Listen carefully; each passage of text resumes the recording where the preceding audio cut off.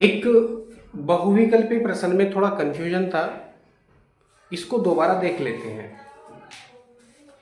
बहुविकल्प आपके सामने लिखा हुआ है।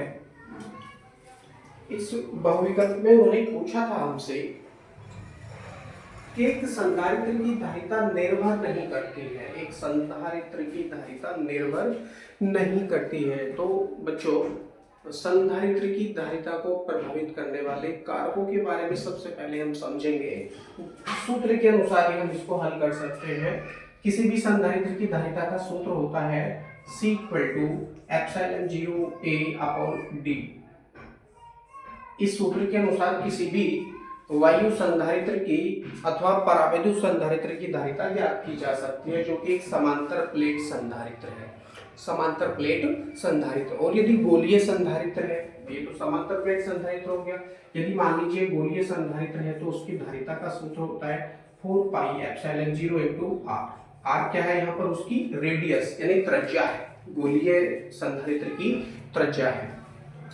तो ऊपर है समांतर प्लेट संधारित्र की धारिता और नीचे है गोलीय संधारित्र की धारिता या किसी गोले की धारिता। ठीक है।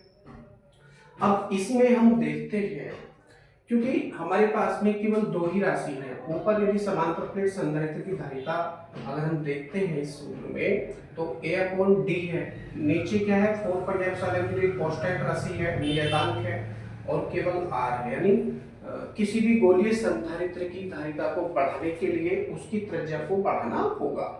सीधा सा मतलब ये हो जाता है। और जब उसकी त्रिज्या बढ़ेगी तो त्रिज्या बढ़ने से क्या क्या बढ़ेगा? 4 पाई आर स्क्वायर उसका क्षेत्रफल बढ़ जाएगा, और v इक्वल टू यानी वॉल्यूम 4/3 पाई r की पावर 3, यानी उसका आयतन भी बढ़ जाएगा। ठीक है, त्रिज्या बढ़ाने से। अब यदि उसकी त्रिज्या कम कर देते हैं तो उसकी धारिता स्वतः ही कम हो जाएगी। क्यों कम हो जाएगी? क्योंकि त्रिज्या कम होने से उसका क्षेत्रफल भी कम हो जाएगा और उसका आयतन भी कम हो जाता है। सेम यहाँ पर जो हम देखते हैं समांतर प्लेट संधारित्र की धारिता के सूत्र में C equal to epsilon 0 A upon D। Epsilon 0 क्या है? एक नियतांक है। एक क्या है? नियतांक है। ठीक है, एप्सिलॉन 0 एक नियतांक है। केवल A और D को घटा बढ़ाकर उसकी धारिता घटा बढ़ा सकते हैं। अब विकल्पों में देखते हैं प्लेटों की आकृति पर, प्लेटों के आकार पर। तो आकृति और आकार दोनों ही क्षेत्रफल को दर्शाते हैं। किसको दर्शाते हैं? क्षेत्रफल को। क्षेत्रफल को। अब यदि हम एप्सिलॉन 0 को यहाँ से निकालते हैं तो ये सूत्र कुछ इस तरह से हो जाता है C proportional A upon D। C proportional A upon D, ये सूत्र इस प्रकार से उत्पन्न होता है। इसका मतलब ये हुआ कि यदि किसी समांतर प्लेट संधारित्र का क्षेत्रफल, प्लेटों का क्षेत्रफल यदि बढ़ेगा तो उसकी धारिता बढ़ जाएगी। दोबारा समझ लीजिए, समांतर प्लेट संधारित्र की प्लेटों का क्षेत्रफल यदि बढ़ाते हैं तो उसकी धारिता ऑटोमेटिक बढ़ जाती है, स्वतः ही बढ़ जाती है। यदि उसकी प्लेटों का क्षेत्रफल घटाते हैं तो उसकी धारिता स्वतः ही कम हो जाती है। अर्थात C प्रोपोर्शनल A। तथा दूसरी लाइन क्या यहां से सिद्ध होती है?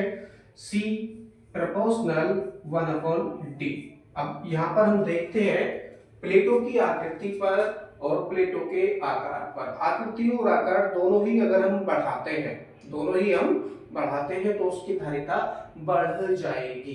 यदि घटाते हैं तो उसकी धारिता स्वतः ही घट जाती है। ठीक है, तो इन दोनों विकल्पों में से कोई भी सही नहीं है। दोबारा समझ लीजिए, एक संधारित्र की धारिता निर्भर नहीं करती, मतलब इन दोनों पे तो निर्भर करती है। वो पूछते हैं निर्भर नहीं करती है। किस पर निर्भर नहीं करती है? विकल्प डी से समझेंगे, प्लेटों के बीच अंतराल पर। अंतराल कहते हैं बीच की दूरी। अब देखिए, प्लेटों के बीच की दूरी यदि हम कम कर देंगे, प्लेटों के बीच की दूरी यदि हम कम कर देंगे तो उसकी धारिता बढ़ जाती है। क्यों? क्योंकि ये तो क्रमानुपाती है एक दूसरे के। ठीक है, और यदि दूरी को हम बढ़ाते जाएंगे तो धारिता उसकी स्वतः ही कम हो जाती है। इसका मतलब ये हुआ कि प्लेटों के बीच का जो अंतराल है उस पर एक संधारित्र की धारिता निर्भर करती है, तो ये विकल्प भी आपका नहीं है। अब विकल्प सी बचा। विकल्प सी गहराई से समझेंगे, विकल्प सी ही आपका सही है।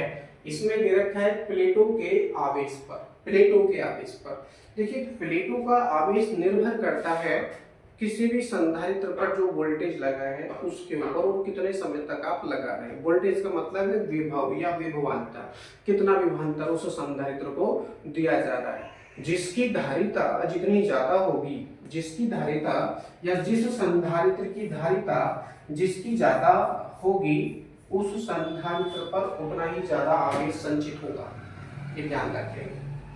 तो आवेश कम या ज्यादा स्टोर होने से निर्भर नहीं करता है कि उसकी धारिता भी अधिक हो। ठीक है भाई, धारिता किसी संधारित्र की ज्यादा भी हो सकती है ना, बहुत ज्यादा धारिता है मान लीजिए, और उसके अनुसार उसको कम ही आवेश दिया जाए। ये भी हो सकता है भाई, किसी की खुराक है 5 रोटी खाने की है, उसको 2 रोटी दी जा रही है, तो इसका मतलब ये नहीं है कि उसकी खुराक केवल 2 रोटियों वाली हो जाएगी, नहीं, 5 रोटी चाहिए उसको पेट भरने के लिए, है ना, तो 5 ही चाहिए।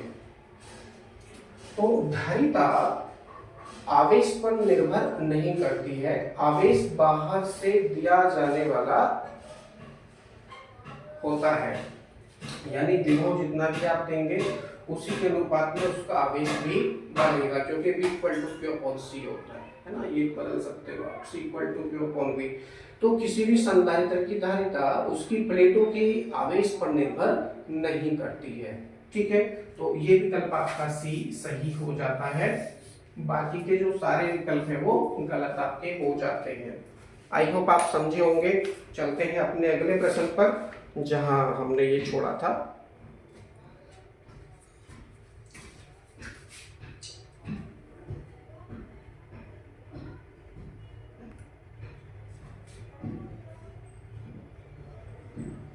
ओके,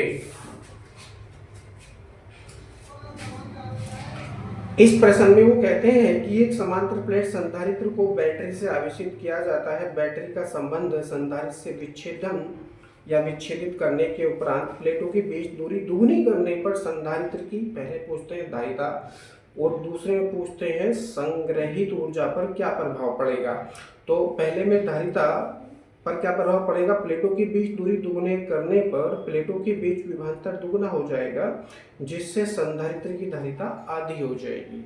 ठीक है, और सेकंड में क्या दे रखा है, जब संधारित्र की धारिता आधी हो जाएगी तो उसमें संग्रहित ऊर्जा दोगुनी हो जाएगी सूत्रों के अनुसार। चलिए कर लेते हैं इसको हल।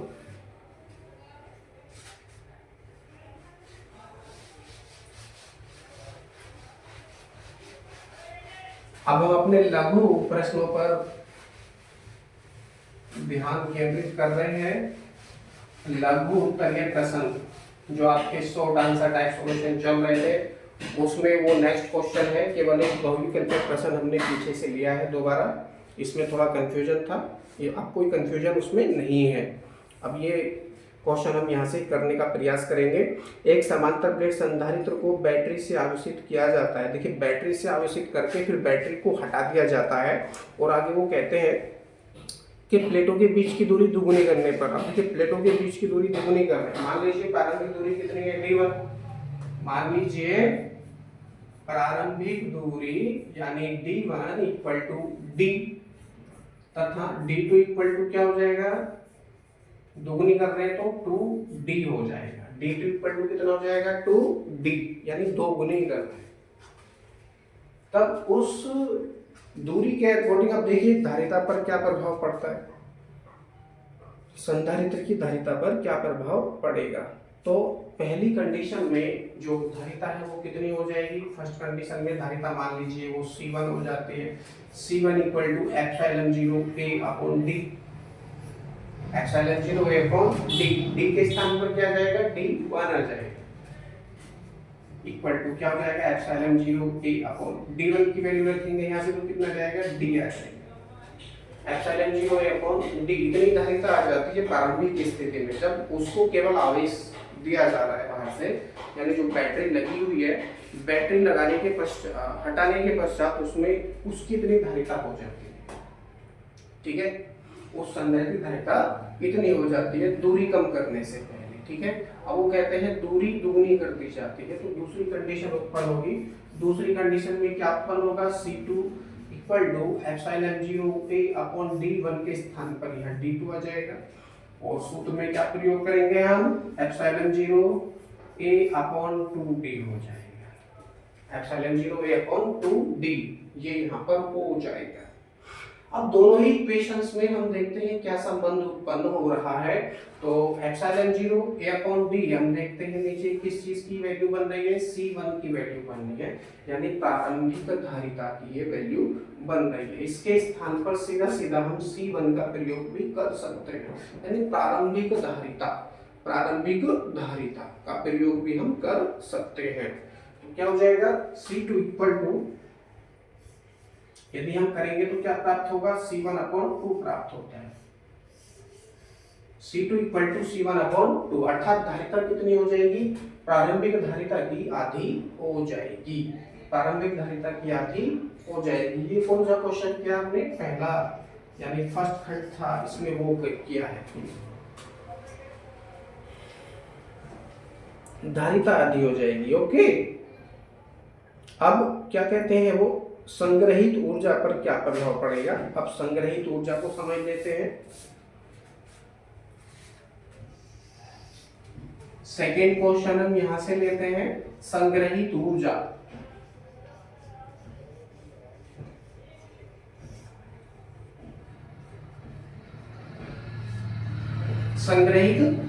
देखिए संग्रहित ऊर्जा को हम यहां से करने का प्रयास करेंगे, क्योंकि धारिता तो उसकी आधी हो गई है। अब धारिता वाले पदों में ही इसका हम सूत्र उत्पन्न करेंगे, U1 equal to 1/2 C1V square के अकॉर्डिंग, C1V स्क्वायर के अकॉर्डिंग। C1 क्या है, प्रारंभिक धारिता, C1 है प्रारंभिक धारिता। अब देखिए उसको हटा लिया जाता है बैटरी को, तो वोल्टेज को कंस्टेंट हो गया, नियत हो गया, वोल्टेज परिवर्तित नहीं होगा। क्यों नहीं होगा, क्योंकि बैटरी को जब हटा लेंगे तो संधारित्र की प्लेटों में जितना विभव था उतना ही बना रहेगा, समझ में आ गया, उतना ही विभव बना रहेगा, भले ही उसके बीच की दूरी को, प्लेटों के बीच की दूरी को 2 गुना 3 गुना 4 गुना 6 गुना ही क्यों ना कर दिया जाए। ये कब तक बना रहेगा, जब तक कि दोनों प्लेटों को स्पर्श ना करा दिया जाए, या एक तार के द्वारा दोनों प्लेटों को जोड़ ना दिया जाए, ठीक है ना। ये तब तक वोल्टेज लिया तो बना रहेगा, तो वोल्टेज तो कम नहीं हुआ ना बढ़ा, बैटरी हटा लिए तो वोल्टेज कांस्टेंट हो गया। C1 क्या है, प्रारंभिक धारिता, C1 क्या है, प्रारंभिक धारिता C। आई होप आप समझ रहे हैं, ठीक है। अगली कंडीशन में देखते हैं क्या होता है, U2 equal to 1/2 C2V square, 1/2 C2V square, और C2 की वैल्यू हम यहाँ से रखेंगे कितनी है, C1/2 है, C1/2। तो क्या हो जाएगा, U2 इक्वल टू 1/2 C2 के स्थान पर क्या प्रयोग करने वाले हैं, C1/2 इंटू V स्क्वायर, ये तो हो जाएगा।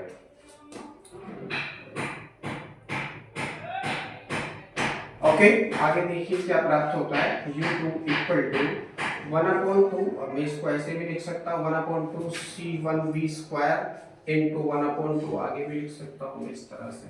अब देखिए 1/2 C1V स्क्वायर किस चीज का फॉर्मूला बन रहा है, 1/2 C1V स्क्वायर प्रारंभिक ऊर्जा का फॉर्मूला बन रहा है, तो इसके स्थान पर हम U1 का प्रयोग कर सकते हैं। तो क्या हो जाएगा, U2 इक्वल टू U1/2 ये प्राप्त होगा, यानी जो संग्रहित ऊर्जा है आधी हो जाएगी, परंतु किताब में दे रखा है दोगुनी हो जाएगी।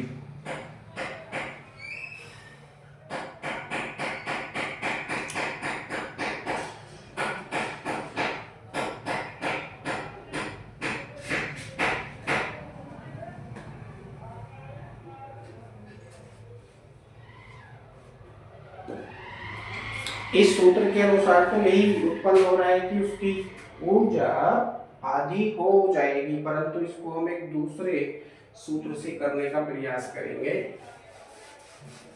इस सूत्र से ये तो सिद्ध हो गया कि ये वैल्यू नहीं निकलने वाली है।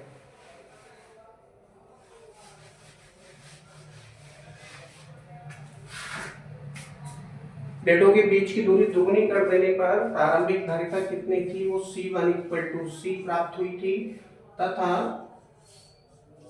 अंतिम धारिता C2 इक्वल टू C/2 प्राप्त हुई थी, है ना। ये हमने किया था सूत्रों का प्रयोग करके। अब जब उसकी धारिता आधी है तो उसमें संचित आवेश की आप गणना कर सकते हैं, संचित आवेश यानी Q इक्वल टू CV का प्रयोग करके।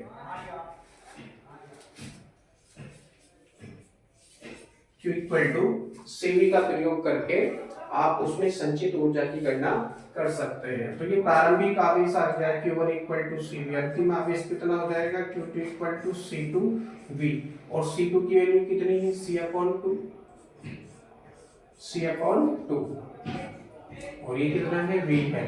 अब क्या करेंगे, CV के स्थान पर क्या प्रयोग कर सकते हैं, Q1 प्रयोग कर सकते हैं, इसीलिए क्या हो जाएगा Q2 इक्वल टू CV के स्थान पर क्या प्रयोग करेंगे Q1, तो Q1/2 यानी आवेश आधा हो जाएगा। प्लेटों के बीच की दूरी दोगुनी कर देने पर उस पर संचित आवेश कितना हो जाएगा, आधा हो जाएगा। अब आधा आवेश हो गया, अब ज्ञात कर लेते हैं प्रारंभिक ऊर्जा। U1 equal to 1/2 QV²। देखिए इसी से हम हल करने का प्रयास करेंगे। दूसरा सूत्र बना रहे हैं U इक्वल टू 1/2 Q और V के पदों में C इक्वल टू क्या होता है Q/V इंटू V²। V से कटेगा V² और बचा आपके पास में U इक्वल टू 1/2 QV के अकॉर्डिंग इसको हम हल करेंगे। तो प्रारंभिक ऊर्जा कितनी आ जाती है, जब दूरी बढ़ी नहीं है तो उस कंडीशन में 1/2 QV है ना। दूसरी स्थिति में क्या आ जाएगी U2 इक्वल टू 1/2, इसके स्थान पर क्या जाएगा Q2 आ जाएगा, और Q2 की हम वैल्यू प्रयोग करेंगे। मैं इसको साफ कर देता हूं।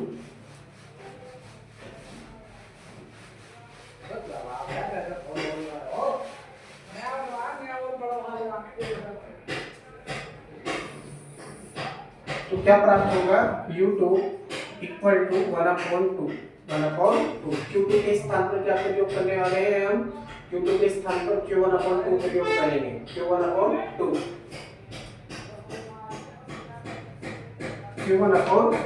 ये प्रयोग किया हमने Q1/2 और V। अब मैं इसको कैसे लिख सकता हूँ, मैं इसको इस तरह से भी लिख सकता हूँ U2 इक्वल टू 1/2 Q1V इस तरह से लिखकर, या थोड़ा और नीचे करके लिखिए आप इसको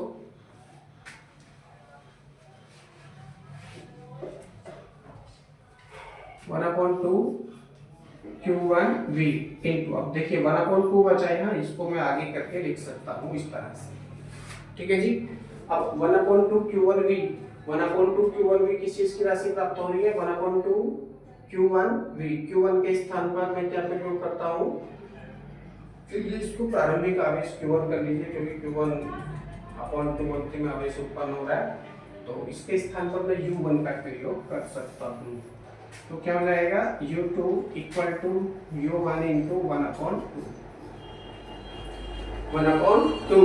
इसका मतलब क्या हुआ कि संग्रहित ऊर्जा कितनी हो रही है, आधी हो रही है, अर्थात U1/2 संग्रहित ऊर्जा आधी हो जाएगी। दो सूत्रों का प्रयोग करते हुए हमने इसको हल करने का प्रयास किया है। तो संग्रहित ऊर्जा कितनी हो रही है, आधी रह जाएगी। दो सूत्रों की सहायता से हमने इसको हल करने का प्रयास किया है, जिससे हमें क्या प्राप्त हुआ, संग्रहित ऊर्जा आधी हो जाएगी या आधी रह जाएगी। आप इसको हल कीजिए, और क्योंकि बुक में दे रखा है आपका answer U equal to 1/2 QV², संग्रहित ऊर्जा भी दोगुनी हो जाएगी, संग्रहित ऊर्जा दोगुनी हो जाएगी। अगर किसी संधारित्र की धारिता आधी हो जाएगी, दूरी आधी कर देने से प्लेटों के बीच की, तो उसकी संग्रहित ऊर्जा, अब देखिए संग्रहित ऊर्जा किन चीज़ों पर निर्भर करती है, धारिता पर भी निर्भर करती है। धारिता कम कर देंगे तो संग्रहित ऊर्जा U=1/2CV² के अनुसार आधी हो जाएगी। ठीक है, अब ये इसका वास्तविक आंसर क्या है आप कमेंट्स में करके बताइए। आप अपने स्तर से इसको हल करने का प्रयास कीजिए, जितने भी हमारे व्यूवर्स हैं, और कमेंट जरूर कीजिए कि हम सही हैं या ये बुक में जो लिखा है कि संग्रहित ऊर्जा भी दुगनी हो जाएगी उसके अनुसार, है ना, संग्रहित ऊर्जा भी दुगनी हो जाएगी। तो पता नहीं कौन गलत है इस क्वेश्चन के अकॉर्डिंग। हमने तो किया दोनों सूत्रों के अनुसार, तो हमको तो संग्रहित ऊर्जा आधी प्राप्त हुई है, तो हमने लिखा संग्रहित ऊर्जा आधी रह जाएगी, लेकिन बुक में दे रखा है संग्रहित ऊर्जा दुगनी हो जाएगी, संग्रहित ऊर्जा दुगनी हो जाएगी। ठीक है, तो इसमें 4 गुने का अंतर चल रहा है कहीं ना कहीं। ठीक है, 4 गुने का अंतर है, बुक में कह रहे हैं दुगनी, हम कह रहे हैं आधी। तो हल करने का प्रयास कीजिए स्वतः ही, और क्या राशि प्राप्त होती है वो आप हमको बताइए कमेंट्स करके। वीडियो डिलीट नहीं होगी, चैनल पर अपलोड होगी। ओके, चलते हैं अगले प्रश्न की ओर अगले वीडियो में।